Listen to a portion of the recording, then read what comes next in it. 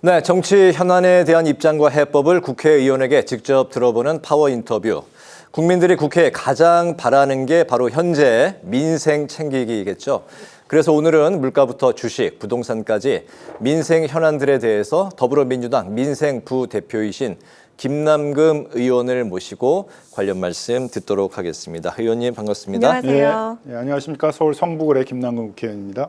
예, 작년에 한번 출연해 주셨고 네. 이제 올해 또 처음 출연해 주셨습니다. 좋은 말씀 이제 앞으로 이제 듣도록 하겠습니다. 바로 이제 현안 질문 들어가도록 하죠. 민주당의 민생부 대표시고 그렇기 때문에 이제 물가대책 TF 코스피 5천 특위에서 민생 입법 정책을 담당하고 계신데요. 가장 현재 우리의 상황에서 심각한 물가 상황부터 관련 말씀 듣겠습니다. 2분기 생활 필수품 10개 중에 7개나 인상이 됐습니다. 물가 대책 TF에서 소비자분들도 이제 많이 만나면서 체감 물가에 대한 이제 그 서민들의 그 심리도 챙기셨을 것 같습니다. 현재 체감 물가 어느 정도 수준이라고 보고 계십니까?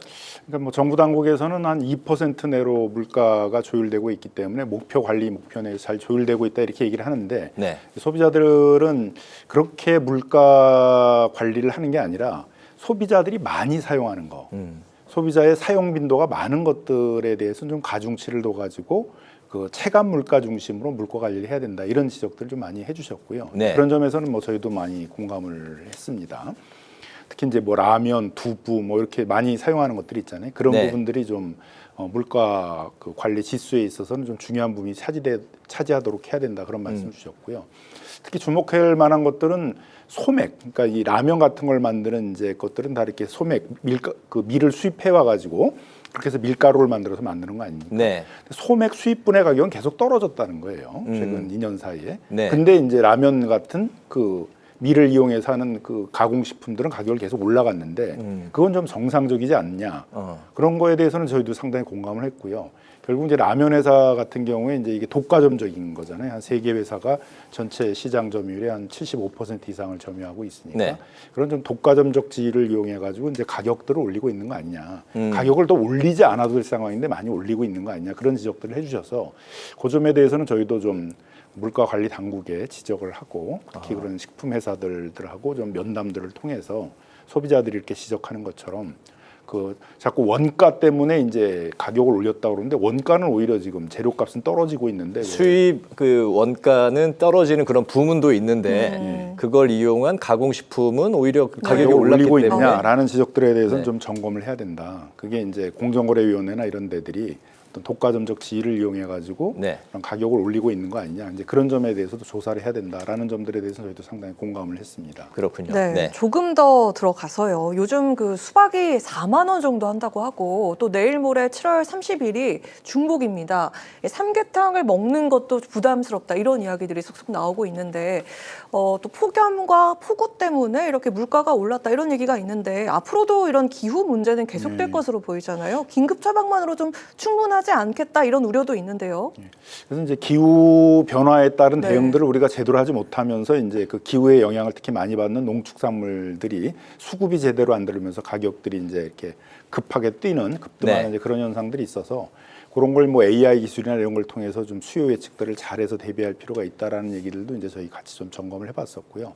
그다음 중요하게 농축산물 가격들이 오를 때 갑자기 확 오르는 그런 이유 중에 하나는 이게 너무 여러 개 단계의 유통 구조를 갖고 있기 때문이거든요. 한 번 유통을 할 때마다 농산물을 또 그대로 다 내렸다가 다시 유통 수수료가 붙고 다시 또 실어가지고 네. 또 옮기고 이제 이런 걸 하다 보니까 생기는 네. 그런 비효율도 있어서 그래서 온라인 이제 농산물 직거래 유통들을 활성화해가지고 유통 단계를 줄이고 유통 비용을 좀 줄여가지고 그리고 이제 농산물 가격을 좀 안정시켜야 된다 이런 얘기를 많이 했었고요. 그래서 저희가 현장 방문으로 그 온라인 농산물 유통공사를 좀 방문해서 지금은 한 6천억 정도밖에 안 된다고 그래요 농산물 그 온라인 유통이. 그래서 이걸 네. 수조 단위로 좀 더 빠르게 좀 넓힐 수 있는 방안들에 대해서 같이 좀 논의를 했고요. 또 이렇게 여러 가지 시범 사업들이 있었는데 농촌 쪽에서도 공급하는 쪽에서도 굉장히 안정적인 수입을 확보할 수 있다. 유통 비용들이 줄어들어 가지고 농가에도 이익이 된다 이렇게 얘기를 해주시고 있어서 네. 농가에도 이익이 되고 소비자에도 이익이 되는 이 온라인 유통 부분들을 좀 활성화하는 대책들을 좀 하려고 하고 있습니다. 네. 기재부 발표에 의하면 그래도 이제 소비 심리가 조금씩 이제 뭐 살아나고 있다는 평가가 또 있는데 최근에 이제 민생 회복 이제 쿠폰 저도 얼떨결에 이틀 만에 다 써버렸습니다. 소상공인들이 한두 달은 반짝 효과가 있을지 모르겠는데 그 뒤는 좀 지켜봐야 되겠다 이렇게 말씀들을 많이 하고 계시네요. 그렇기 때문에 진정한 경기 회복의 마중물이 될 수 있을까는 좀 결과를 지켜봐야 될 것 같고 민생 회복 소비 쿠폰 이후에 어떤 후속 대책도 좀 준비된 게 있을까요? 그 민생 소비 쿠폰을 통해 가지고 이제 소비가 늘어나니까 네. 그걸 이제 또 공급해 줘야 되잖아요. 그러니까 중소기업 같은 데서 물건을 생산해서 공급해 주고 그럼 또 중소기업들은 재료를 또 구입해야 되고 농촌 지역에서도 이제 새롭게 수요들이 생기니까 농산물 이제 생산이나 이런 걸 늘리게 되고 요런 좀 이렇게 연쇄적인 승수 효과 뭐 이런 것들을 이제 기대하는 부분들이 있고요. 네. 또 하나 역시 심리인 것 같습니다. 앞으로 지속적으로 이제 경제가 나아질 것이다. 정치적 불안정 때문에 침체됐던 그런 불안한 그 경제 심리 것들이 해소되고 있다. 그런 것들을 심어주는 게 좀 중요할 것 같고요. 그래서 주식 가격이 오르는 거 그런 것도 좀 중요하고, 그다음에 지금은 굉장히 불확실성을 갖다 주고 있는 이 관세 그 협상 같은 것도 빨리 끝나서 이제 수출도 좀 안정적으로 되고 뭐 이런 것들이 이제 필요하다고 생각을 하고 있습니다. 그래서 그런 부분들에 대해서도 저희가 점검을 열심히 해보려고 하고 있습니다. 네. 네, 그 여당은 또 민생입법으로 이달 초 국회를 통과한 상법 개정안 보완입법을 추진하고 있는 상태인데 집중투표제 도입과 감사위원 분리선출 확대를 포함한 더 강한 상법 개정안이죠. 오늘 그 여당 주도로 법사위 소위를 통과를 하게 됐습니다. 이에 국민의힘은 더욱더 강하게 반발을 하고 있습니다. 자, 그렇다면 4일 본회의에서 2차 상법 개정안도 과연 여야 합의로 통과가 될 수 있을지 궁금한데요. 일단 2차라는 표현은 좀 오해가 있는 것 같습니다. 네? 원래 이제 집중투표제하고 네. 감사위원이 될 이사에 대한 분리선출은 원래 1차 개정안에 다 담겨져 있었던 5가지의 그 세트 입법 중에 이제 2개였고요. 예. 그 중에 3개는 좀 통과를 후속 하고 논의하기로 네. 했던 거죠. 그다음에 이제 공청회를 한 번 한 다음에 좀 네. 논의를 정리해서 처리를 하기로 한 거였기 때문에 이미 1차 입법에서 다 처리하기로 그 예정이 돼 있었던 거기 때문에 처리를 한 것이고요. 뭐 가능하면 그 부분도 법안 소위에서는 표결로 처리를 했지만 법사위 전체 회의에서는 좀 합의를 봐가지고 본회의에 올라왔으면 좋겠다라는 게 이제 저희들 뭐 바람이고요. 그래서 그건 이제 예정돼 있는 거고 또 남은 2개는 사실은 전체 상장에서 2,700개 중에서 2조 이상의 대기업에 대해서만 적용되는 법안이었거든요. 네. 한 200개 기업 정도의 것이었고 또 그런 대기업들은 이미 오래 논의가 있었고 이거에 많이 대비해 왔었기 때문에 그렇게 이제 이 기업들에게 줄 충격들은 그렇게 크지 않은 것이다. 저희는 그렇게 좀 평가를 하고 있습니다. 그래서 이 부분은 이제 마무리가 되면 그 후속으로 여기서부터가 2차가 되겠죠. 그 후속으로 이제 뭐 자사주 소강 뭐 문제라든가 또 재계들이 요구하고 있는 뭐 배임죄 완화 문제라든가 이런 것들을 좀 본격적으로 의견 수렴들을 거치려고 하고 있습니다. 네. 상법 개정의 취지는 이제 공감들을 많이들 하고 있지만 그래도 이제 기업들에게 최소한의 방어 수단도 좀 필요하다는 게 국민의힘과 이제 재계의 입장인 것 같습니다. 특히 이제 문제가 되고 있는 부분이 바로 이제 배임죄 부분인데 주주를 배신한 경영자를 처벌해야 된다. 뭐 이런 데는 이제 공감들을 많이 하는 것 같아요. 하지만 이제 결과가 나쁘기 때문에 수사권과 공소권 뭐 이런 것들을 이제 남용하는 게 바로 기업들을 많이 위축시키는 게 아니냐 이런 지적들이 나오고 있습니다. 그렇기 때문에 민주당에서도 김태년 의원 같은 경우도 배임죄 조항 완화에 대한 뭐 개정안도 지금 발의 준비 중인 걸로 알고 있는데요. 이 부분은 좀 의원님은 어떤 생각 갖고 계십니까? 일단 우리가 상법 개정 논의를 할 때 재계하고 여러 차례에 걸쳐서 이제 그 의견들을 수렴을 하는 간담회 같은 걸 했습니다. 네. 그때도 저희가 이제 계속 말씀을 드렸어요. 그래서 이 이사의 주주에 대한 충실 의무를 이렇게 확대하는 것들이 형사적인 책임까지를 확대하려는 그런 의도로 하는 것들은 아니다. 네. 그리고 이미 이제 배임죄에 대해서는 우리 법원이 적절한 정보를 가지고 이사회의 절차를 거쳐가지고 경영적 판단으로 한 거에 대해서는 배임죄가 성립하지 않는다 이런 판결을 확실하게 판례를 정립하고 있습니다. 그래서 법원에서는 다 통제가 되고 있거든요. 대부분 그렇게 무리하게 기소된 거에 대해서는 다 지금 뭐 무죄가 나고 있지 않습니까? 근데 이제 우려가 되는 거는 수사는 계속 한단 말이에요, 검찰이. 네. 법원에 가서 계속 무죄가 나고 있는데 수사는 하고 기소는 하고 그것도 기업한테는 엄청 부담이다. 나중에 그렇죠. 무죄가 되더라도 수사되고 기소되는 건.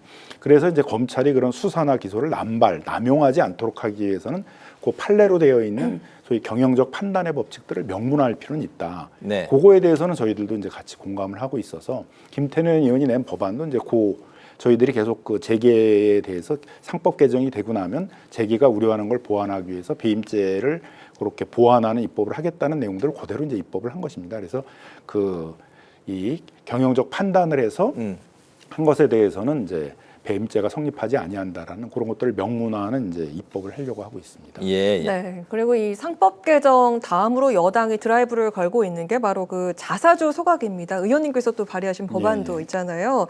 취득 후에 1년 내에 자사주 소각을 의무화하는 그런 내용인데 좀 이 배경과 내용에 대해서 궁금하기도 하고 일단은 이 자사주 소각을 왜 해야 하는지, 왜 필요한지도 궁금하거든요. 그래서 뭐 예전에 뭐 저희들이 상법을 배울 때는 자사주는 원칙적으로 다 소각이었습니다. 회사의 돈으로 주식을 사들인다는 건 그만큼 자본금이 줄어든 거거든요.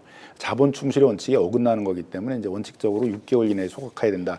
이렇게 다 배웠던 건데 네. 그게 한 2011년경에 이제 이명박 정부에서 적대적 M&A를 방어하기 위한 것으로 자사주를 소각하지 않고 보유하는 게 필요하다는 이제 재계의 요구를 받아들여 가지고 이제 그 자사주를 소각하지 않고 보유하도록 하는 상법 개정이 있었습니다. 네. 근데 그 뒤에 이제 이게 좀 많이 남용이 돼서 뭐 예를 들면은 자사주를 전체 주식의 10% 이상 그렇게 많이 갖고 있는 그런 회사들도 한 280개 정도가 되고 무려 40%나 갖고 있는 그런 회사들도 4개 기업이나 돼요. 네. 근데 그렇게 이제 보유하고 있다가 경영권 문제 같은 게 생길 것 같은 우호 세력의 헐값으로 넘기거든요. 그리고 그걸 방어해 달라 이렇게 이제 하다 보니까 그럼 주식을 헐값으로 넘으면 주식 가격은 떨어지잖아요. 네. 그죠? 그래서 오히려 미국이나 이런 데는 자사주를 사면은 다 소각을 해야 되는 거니까 자사주를 소각하게 되면 오히려 이제 거꾸로 주식 수가 줄어드니까 주식 가치는 올라가잖아요. 네. 배당을 한 효과하고 똑같은데 그래서 이제 자사주를 매입했다 그러면 미국에서는 주가가 다 오릅니다. 근데 우린 거꾸로 자사주를 매입했다 그러면 주가가 떨어져요.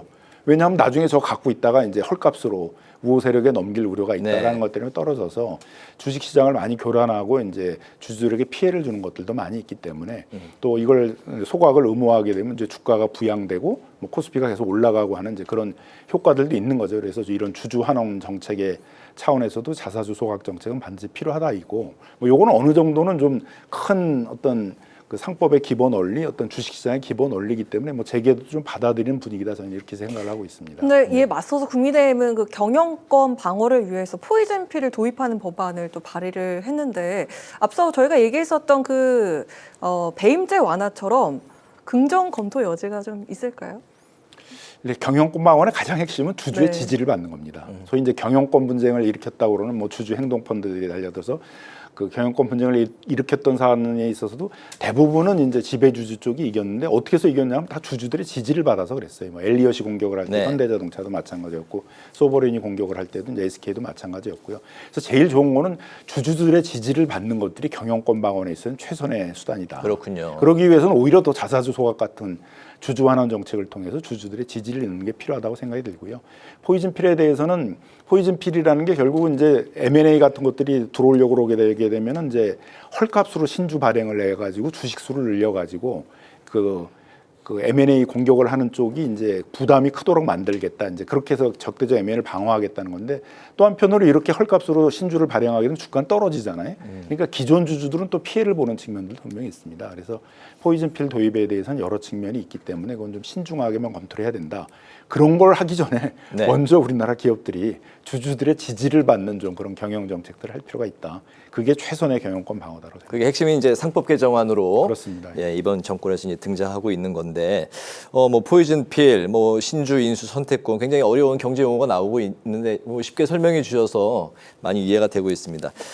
상법 개정이 코스피 주가와도 이제 연동이 되지 않습니까? 이재명 대통령도 취임 30일 기자회견에서 주식시장 활성화를 또 강조하기도 했는데 덕분에 이제 코스피가 오늘도 3,200선을 이제 회복하기도 했는데 관세 협상을 좀 지켜보면서 최근에 좀 관망세 이제 분위기인 것 같습니다. 관건이 코스피 5천이 이번 정권에서 과연 가능할까? 특히 이제 개미 투자자들의 이제 초미의 관심사로 등장을 했습니다. 지금처럼 주가가 계속해서 상승 그래프를 그린다면 가능할지 의원님은 좀 어떻게 예상하십니까? 일단 이제 우리가 아직 경제가 충분히 회복되고 있지 않아요. 실물 경제가 회복되지 않았습니다. 수출도 지금 관세 이런 분쟁들 때문에 전망이 밝지는 않아요. 주가가 이렇게 실물 경제를 보면 확 오를 수 있는 상황은 아닌데 오르고 있는 건 뭐냐면 결국 우리도 상법 개정 같은 걸 통해서 투자된 기업들의 지배 구조가 투명해지면서 안심하고 투자할 수 있을 상황이 됐다라는 이제 이런 점 때문에 해외에 나가 있던 돈들 이제 들어오고 외국인 투자도 들어오고 그러니까 지금 주가가 한 3,000포인트까지 올라갔고 또 자사주소국 같은 이제 주주 환원 정책도 본격적으로 추진된다라는 그런 신호가 가니까 또 3,200도 올라가고 그런 것으로 보여지거든요. 네. 어느 정도는 이제 뒤에 실물 경제가 이제 뒷받침이 돼야지 주가도 더 오를 거라고 생각을 합니다만 5,000까지 올라가려고 그러면 이런 제도 개혁만 갖고 되는 건 아니고 여러 자금들이 우리 주식시장으로 들어올 수 있도록 만들어야 되겠죠. 대표적인 것 중에 하나는 이제 지금 퇴직연금 같은 것들이 지금 그 대부분 개인 금융 상품을 사는 방식으로 되다 보니까 수익률이 1% 2%밖에 안 돼요. 네. 근데 이걸 국민연금처럼 거대한 이제 기금으로 만들어서 지금 벌써 한 600조 정도 됩니다. 그걸 다 모으면 한 거대한 기금으로 만들어서 그것이 그대로 주식시장에 들어오게 되게 되면 대규모 자금이 주식시장에 들어오니까 주가 보행이 상당히 되겠죠. 네. 또 특히 이제 해외 투자자들은 그 모건 스턴리 캐피탈 인베스트먼트라고 해서 MSCI 지수라는 거를 이제 그 투자의 기준으로 삼고 있거든요. 근데 우리가 아직 신흥국밖에 안 돼요. 선진국 지수가 안 됐어요. 그래서 선진국 지수에 이제 편입이 되게 되면 그런 외국인 투자자들도 이제 안심하고 우리나라에 많이 투자를 할 수 있기 때문에 그런 좀 여러 자금들이 국내 주식시장에 들어올 수 있도록 하는 그런 여러 가지 또 개혁들도 이제 해야 된다고 생각하고 있습니다. 네. 네, 지금 우리나라 자본이 대부분 부동산에 많이 쏠려 있다 이렇게 얘기를 하는데 이렇게 해서 궁극적으로는 부동산에 쏠린 자본을 다시 금융시장으로 돌리겠다라는 그 머니 무브가 이재명 정부의 목표이기도 한데요. 마지막으로 짚어볼 민생 현안은 바로 부동산이 되겠습니다. 이재명 대통령이 6억 대출 규제를 맛보기다라고 했는데 업계에서는 이게 상당히 매운맛이 아니었나 이렇게 얘기를 하고 있는데 정작 이재명 대통령은 이게 맛보기다 이렇게 얘기를 했다면 그 다음 카드가 있다면 이 부동산 규제에 있어서 어떤 카드가 나올까요? 뭐 단기적으로 부동산을 이제 안정시키는 금융이죠. 그러니까 뭐 예를 들면 이제 금리가 뭐 인상되거나 그러게 되면 금방 이제 그런 단기적인 버블 같은 것들이 이제 줄어들게 되고 또 지금처럼 이제 DSR 같은 것도 철저를 해서 그 개인들이 과잉 대출을 받지 않도록 한다든가 하면 이제 집값을 단기적으로 안정시키는 데는 효과가 있는 거죠. 그래서 이제 저희가 뭐 세금으로 집값을 잡는 게 아니라 금융을 통해서 단기적인 집값은 잡는 것이다. 이제 이런 정책들을 지금 얘기를 하고 있는 거고요. 근데 중장기적으로 보게 되게 되면 이 단기적인 집값 안정만 갖고는 안 될 거 아니에요. 이제 당연히 주택 공급 정책이 나와야 되고 지금 이제 3기 신도시 그 사업 같은 것들이 지금 윤석열 정부에서 그냥 멈춰버리다 보니까 지지부진하게 돼 있는데 그걸 좀 빨리 추진하면서 주택 공급을 늘린다든가 특히 이제 서울 지역에서의 재건축 재개발 같은 경우가 이제 지금 윤석열 정부 동안에 이제 다 거의 멈춰버리는 상태가 됐거든요. 그래서 이런 재건축 재개발을 활성화하는데 뭐 예를 들면 이제 빠르게 할 수 있는 그런 공공 재개발 그 사업 같은 것들이 서울에 74개 지구가 있는데 이제 그런 사업들부터 좀 LH가 적극적으로 나와서 사업을 하도록 만들고 그렇게 해서 좀 주택 공급을 늘리려는 계획들이 좀 추진이 된다면 지속적으로 좀 집값을 안정시키는 이제 그런 것이 될 수 있고 또 집값이 안정되면 결국 부동산 사가지고 거기서 집값 오르려고 그 많은 빚을 내가지고 여기다 투자할 이유는 없으니까. 네. 그럼 이제 점점 이제 그런 부동산에 투자한 돈들이 빠져가지고 주식시장으로 올 것이라고 기대하고 있습니다. 네, 이제 마지막 질문인데요. 의원님이 이제 국회에 입성하시면서 정치의 생산성을 보여주고 싶다 이런 말씀하셨던 거 이제 기억하시겠죠? 네네. 그런 이제 관련한 말씀들을 마지막으로 좀 들어보겠습니다. 어떤 민생 입법 또 민생 정책 뭐 계획 같은 게 있으시면 오늘 못하신 말씀 포함해서 마지막으로 좀 길지 않게 들어볼까요? 예. 뭐 민생 부대표라는 걸 저희가 만든 것들이 이제 이 정치가 현안의 중심에 집중을 하다 보면 민생 문제가 상당히 소홀히 되기 쉽다. 그런 점 때문에 이제 저희 민주당에서 이번에 민생 부대표라는 걸 만들게 된 거고요. 그래서 민생 부대표를 중심으로 해가지고 상법과 같은 것도 이제 중요한 민생 입법일 것이고 그거 외에도 이제 자영업자들이 그 너무 부담이 큰 게 배달앱 시장에 있어서의 수수료 문제거든요. 네. 배달앱 시장에 있어서의 과도한 수수료, 뭐 중개 수수료, 배달비, 광고료, 뭐 결제 수수료에서 전체 매출액의 한 30% 이상들을 지금 내고 있는데 그런 것들을 좀 완화시켜주는 이제 그런 입법들, 온라인 플랫폼 거래 공정화법 같은 것들도 좀 추진할 예정이 있고요.